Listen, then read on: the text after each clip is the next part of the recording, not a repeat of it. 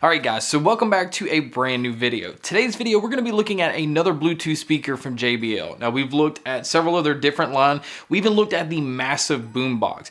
So this model is $100 less, sitting at $300, but it packs almost as much power. So the model we're going to talk about is the JBL Extreme 2.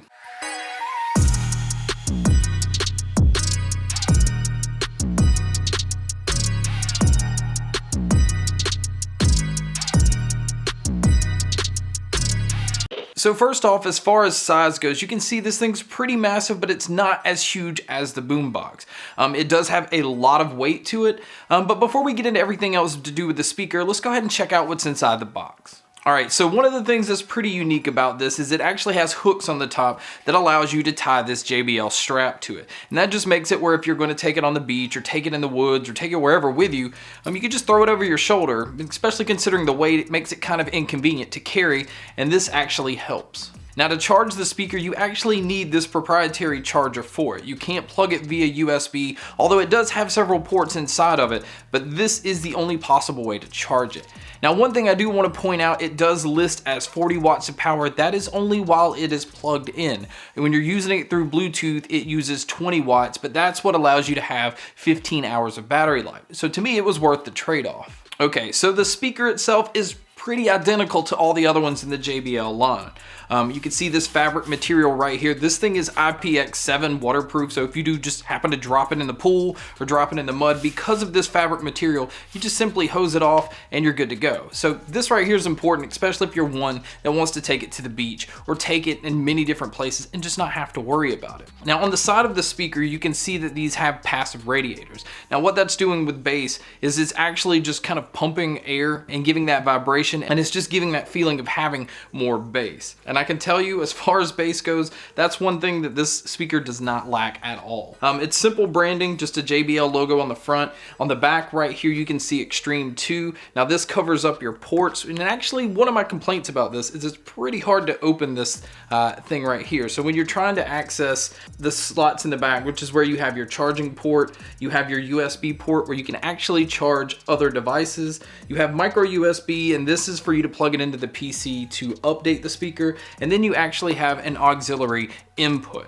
So it has all you need in the back, and it's very nice and sealed tightly, almost to the point where it's too tight and hard to get to. Now as far as your buttons go, it's pretty simple. Up top, starting on the left, you have your Bluetooth button, and then you have your volume down, and then you have your power button, and then you have what JBL kind of calls their party mode button. This allows it to link up to other devices, and JBL says that it can link up to 100 devices that have this feature.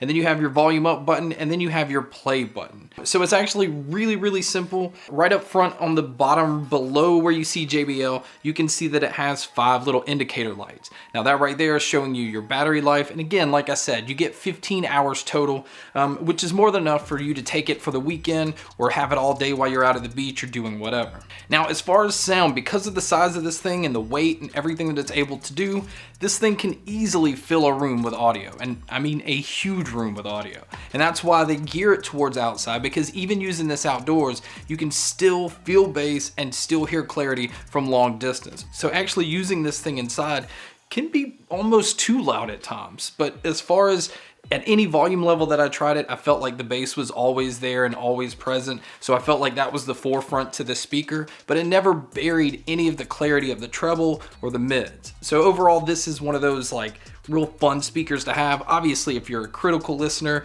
this isn't going to be for you, because this is pumping out a lot of low end that, you're not going to be able to control as much as you want. So really, to describe the sound signature of this is really meant to have like that exciting sound signature where your bass is pumped up very high, mids are pretty forward, but that's, if anything, I would say probably the one thing that's pulled back the most, where treble actually really shines. I thought with this having as much bass as it would, that the treble would kind of fall back, and it never really did. I felt like vocals in some things felt a little more back than what I'm used to. It wasn't anything unless you're just really wanting to nitpick it. But again, if you're wanting to spend $300 on a speaker, although right now on Amazon, it's only like $225, you should be able to critique this and pick it apart, because that's a lot of money for a speaker like this. But if anything else, I've always had really good luck with JBL stuff.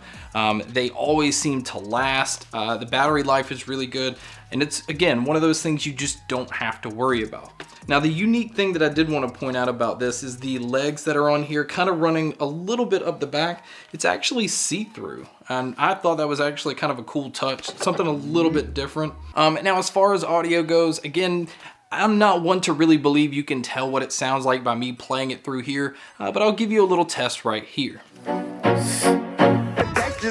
Alright guys, so like I said, you can tell that this thing has plenty of volume and plenty of presence when you're listening to it.